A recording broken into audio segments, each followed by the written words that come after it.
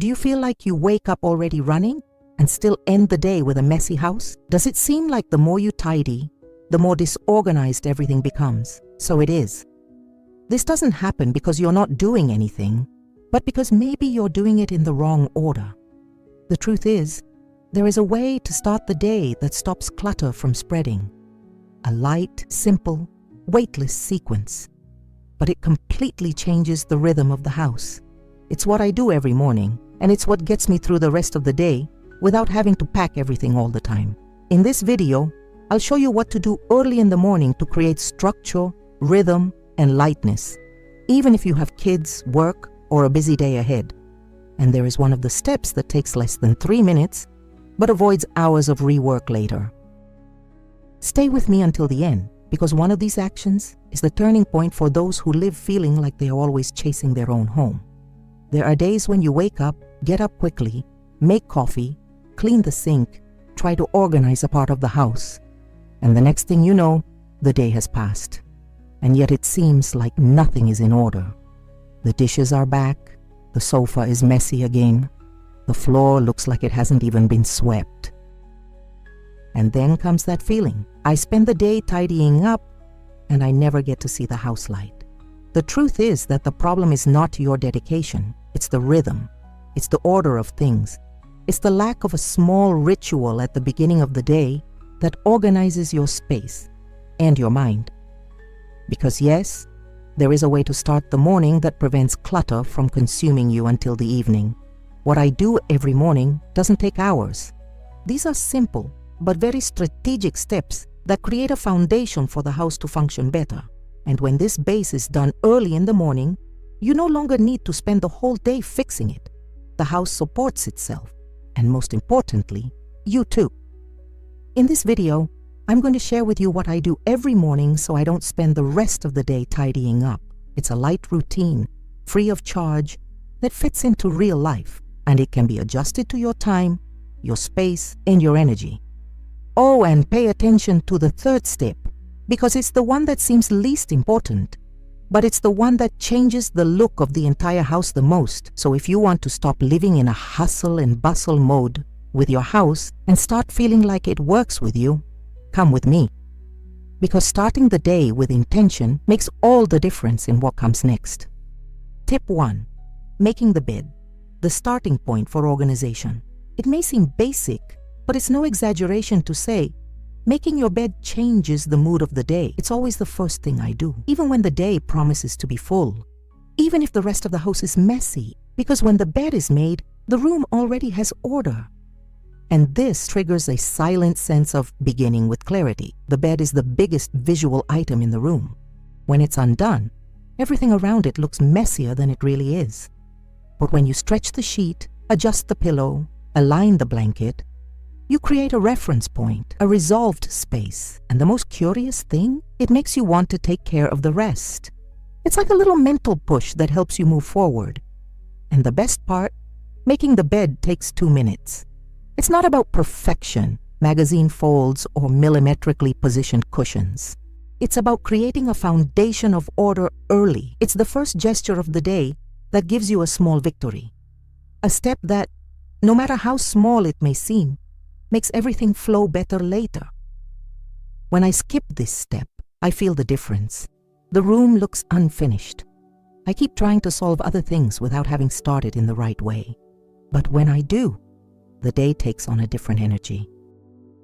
And this effect spreads. If the room is in order, I organize myself more easily to go out, to work, to take care of the rest. So yes, making the bed is my starting point.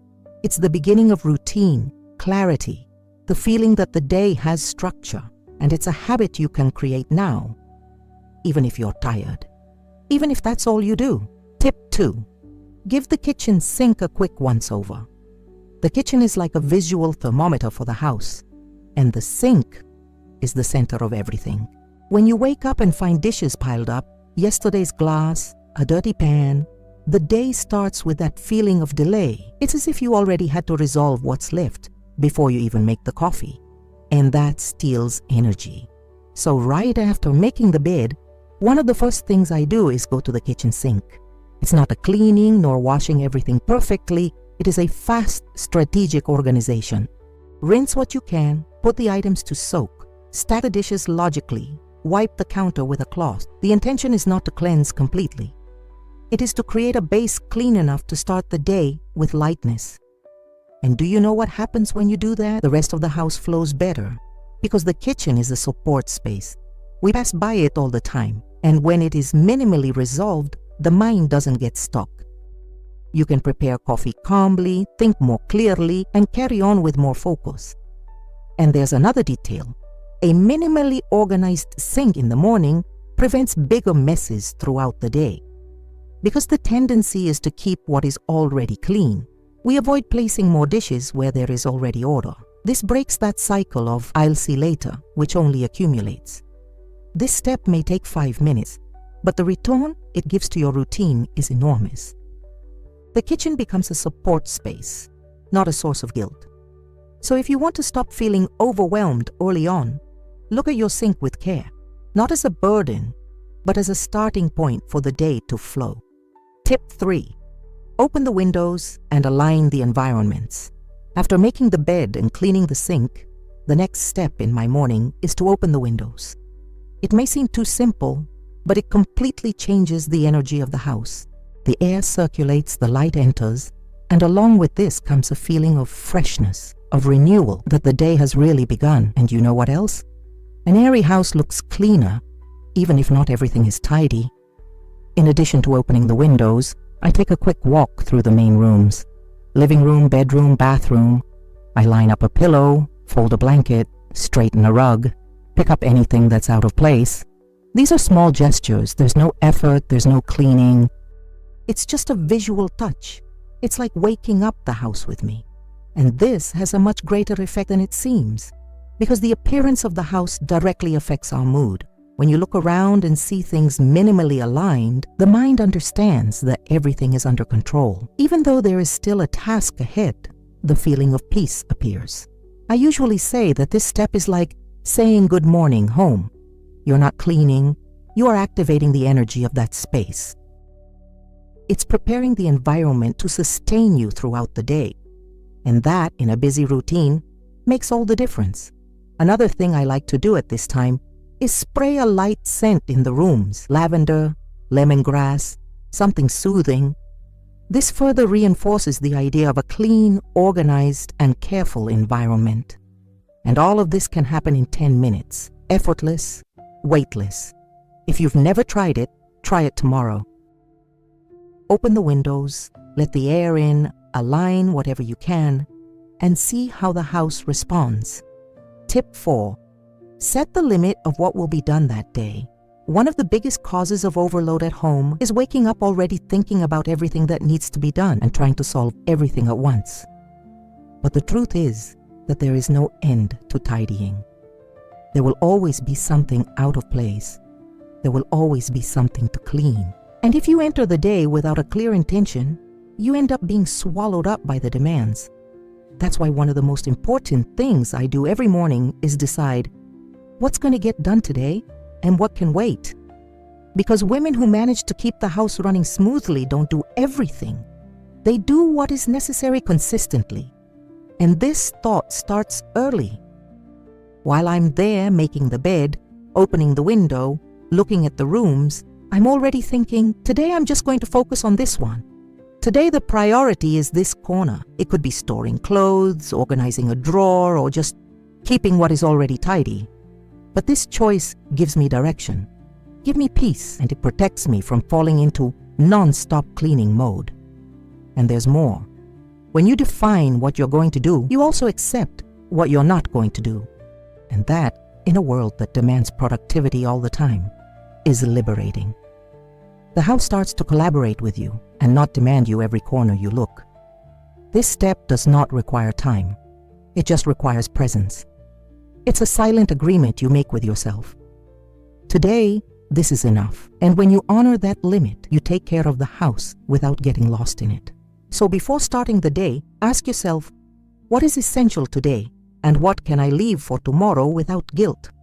This is the point that transforms a difficult routine into a possible routine. Now you've seen that to avoid spending the whole day cleaning the house, you don't need to do more, you need to do better. With intention, with lightness, with simple steps that create structure early on and sustain the rest of the day. You don't need to clean everything. All you need to do is make your bed and start your day with clarity. You don't need to empty the entire sink. You just need to take back control of that space that supports you. Open the windows, let the house breathe, align what the previous day messed up, and above all, define what will be done and what will wait. Because real organization is made of conscious choices, not exhaustion. And the best thing is that these steps fit into real life. Even if you have children, even if you're tired, even if your home is far from ideal, because they don't demand time, they create time. And that, in a busy routine, is worth gold. Now tell me, which of these things do you do in the morning? And which one will you start applying tomorrow? Write to me here in the comments, and if you have a tip of yours that works in your routine, share it too. Because every woman who learns to organize lightly helps another to do the same. Oh, and before you leave, take the opportunity to subscribe to the channel here and activate the bell. Every week, there's a new video with real, possible tips to help you take care of your home without getting lost in it. And take care of yourself too, because the day begins with how you decide to enter it. And a house that welcomes you in the morning changes everything that comes after.